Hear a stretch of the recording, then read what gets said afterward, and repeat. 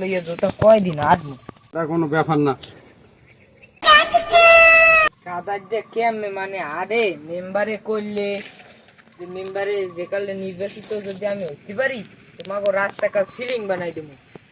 এমন মেম্বারে কমে পাই এইয়া কেতে লইয়া দুটো কয়দিন আটবো। এমন যদি মেম্বার সাহেবের পাই কি যে হরতাম উইদি মেম্বার সাহেব না। ও মেম্বার সাহেব, মেম্বার সাহেব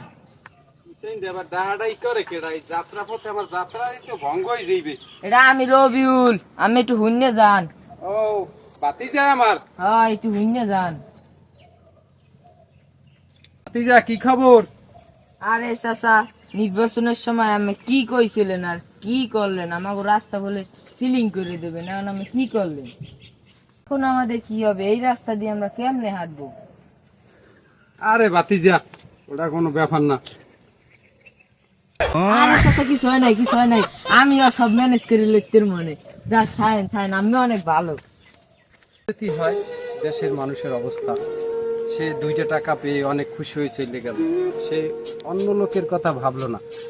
আমাদের উচিত সবাইকে নিয়ে দেশ গড়তে হবে। তাহলে আমরা যদি সবাই একসাথে মিলেমিশে কাজ করি তাহলে আমাদের দেশে অবশ্যই উন্নত হবে।